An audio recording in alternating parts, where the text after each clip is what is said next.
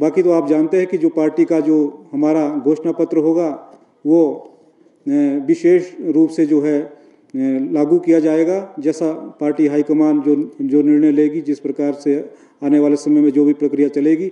मैं विशेष तौर पर जो हमारा ट्रांसगिरी एरिया है, जिसमें हमारा शिमला जिला का बहुत सारा क्षेत्र आता है, जिसे गिरी पार का क्षेत्र कहते हैं। अभी हाल ही में जो हमारा सिरमौर क्षेत्र है वह ट्राइबल घोषित किया गया है। उसके काफ़ी 3-4 विधानसभा क्षेत्र की लगभग 154 पंचायतें जो है अनुसूचित जनजाति घोषित हुई है।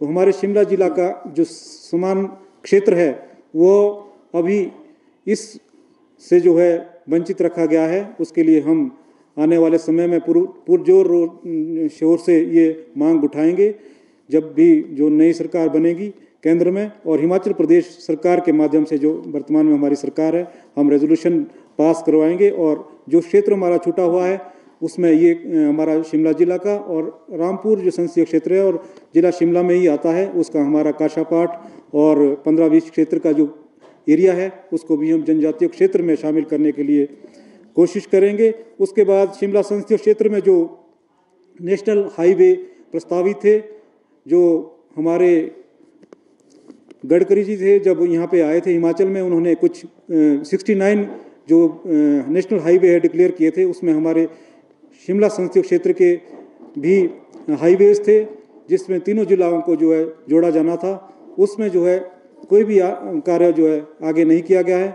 उसके लिए हम प्रयास करेंगे तथा पर्यटन उद्योग को बढ़ावा देने के लिए और जो हमारे बेरोजगार युवा हैं उनको जो रोजगार दिलाने के लिए पर्यटन उद्योग में जो है विशेष रूप से काम करने की आवश्यकता है। उसके लिए भी हम पूरा भरसक प्रयास करेंगे। और हमारे आराध्य देव शिरगुल महाराज जी है जो चूड़धार में स्थित है, उनके मंदिर के लिए जो एक तीर्थ स्थल हमने वहाँ पे स्थापित करना है, बहुत उत्थान करने की वहाँ पे जो भी आवश्यकता है, क्योंकि यहाँ पूरे देश से लोग आते हैं और विशेषकर हमारे आराध्य देव है, हमारे सिरमौर जिला, सोलन जिला और शिमला जिला के लोग हर वर्ष वहाँ पे जाते हैं। वहाँ के लिए जो हमसे बन पाएगा वो उसके लिए भी जैसे रोपवे का हमने प्लान किया है और उसके साथ जो है सड़क वहाँ तक जो है जहाँ तक संभव होगी वहाँ तक के लिए बनानी है। और साथ ही जो हमारे 17 विधानसभा क्षेत्र है वहाँ के लिए हम समान रूप से विकास करेंगे, जो समस्याएं होगी, और महिलाओं के लिए जो आत्मनिर्भर बनाने के लिए उनके लिए स्वरोजगार के साधन जो तलाशेंगे। बाकी आप सब जानते हैं कि जो हमारी केंद्र की सरकार है उसका प्रदेश के प्रति बड़ा उदासीन रवैया रहा है। विशेष तौर में आज इस पर चर्चा करना चाहूँगा आप लोगों के साथ। जैसे हाल ही में यहाँ पे आपदा आई थी, लगभग 12,000 करोड़ का जो आकलन हुआ है नुकसान का, केंद्र सरकार से अभी तक हमें जो है 1 कौड़ी भी राहत के रूप में नहीं मिली है, जबकि माननीय मुख्यमंत्री जी ने और हमारे प्रदेश में जो कांग्रेस की सरकार है उन्होंने जो है 4500 करोड़ रुपए का एक विशेष पैकेज देके जो हमारे इस आपदा से जो ग्रसित हुए थे लोग, उनके जख्मों में मरहम लगाया है और ये बहुत ही सराहनीय कार्य सरकार द्वारा किया गया है। और इसके साथ साथ जैसा आप जानते हैं कि श्री राहुल गांधी जी देश में न्याय के लिए यात्रा कर रहे हैं, लड़ रहे हैं, और हमारा सब जो पार्टी का एक कार्यकर्ता राहुल जी के साथ खड़ा है। परंतु जिस प्रकार का भेदभाव हमारे साथ किया जा रहा है, आपने पूर्व में भी देखा होगा कि 2004 से लेकर 9 तक जो हमारी कांग्रेस की सरकार, यूपीए की सरकार केंद्र में रही है, और उस समय जो 2007 से 12 तक प्रदेश में जो है भारतीय जनता पार्टी की सरकार थी। परंतु इस तरह का भेदभाव हमारी सरकार ने प्रदेश के साथ नहीं किया। जब भी प्रदेश को आर्थिक पैकेज की ज़रूरत पड़ी तो वो मिला। और आप सब जानते हैं कि उस समय हमारे 3 मेडिकल कॉलेज, जिसमें चंबा, नाहन और हमीरपुर में मेडिकल कॉलेज खुले गए।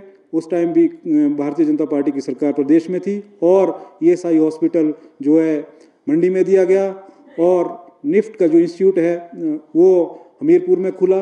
तो इस प्रकार कई जो विकास की योजनाएं हैं वो प्रदेश में जो है स्थापित हुई है यूपीए की सरकार में। परंतु 9 के बाद, वर्ष 2009 के बाद 14 के बाद जो है, जब से माननीय मोदी जी केंद्र में आए हैं, तो प्रदेश के साथ जो है भेदभाव किया जा रहा है। प्रदेश की जो आप देखते हैं कि जो हमारी ऋण लेने की सीमा है उस पर भी बंदिशें लगाई गई है और एक तरह का कैप लगा दिया गया है। प्रदेश में जो है जो प्रदेश का ड्यू राइट बनता है वो भी उसको नहीं दिया गया है। ये इस तरह का जो भेदभाव केंद्र सरकार द्वारा पार्टी के साथ किया गया है और इस वर्ष जो है आप देखते हैं कि आपदा होने के बावजूद भी केंद्र की ओर से हमें कोई भी पैसा राहत के रूप में नहीं आया है। इसके साथ साथ प्रदेश की आर्थिकी उभारने के लिए जो हमारी वर्तमान सरकार है वो कार्य कर रही है। आपने देखा अभी हाल ही में 20% जो हमारी उसमें ग्रोथ आई है आप रेवेन्यू में डेफिसिट में, वो एक सराहनीय कदम है। प्रदेश सरकार जो है अपने खर्चों में कटौती कर रही है और सरकार जो है आर्थिकी को सुदृढ़ करने के लिए पूरा प्रयत्न कर रही है। इसके साथ साथ जो केंद्र सरकार का भेदभावपूर्ण रवैया है उसे जो है हमें पूरी उम्मीद है कि आने वाला जो लोकसभा चुनाव होगा उसमें प्रदेश की चारों सीटें जो कांग्रेस पार्टी जीतेगी और केंद्र सरकार को इसका जवाब अवश्य रूप से देगी। जो केंद्र सरकार हमारे साथ भेदभाव कर रही है उनको इसका जवाब जो है इन आने वाले लोकसभा चुनाव में मिलेगा। इन्हीं शब्दों के साथ मैं आप सब लोगों का धन्यवाद करता हूं। Bureau report, city channel, Shimla.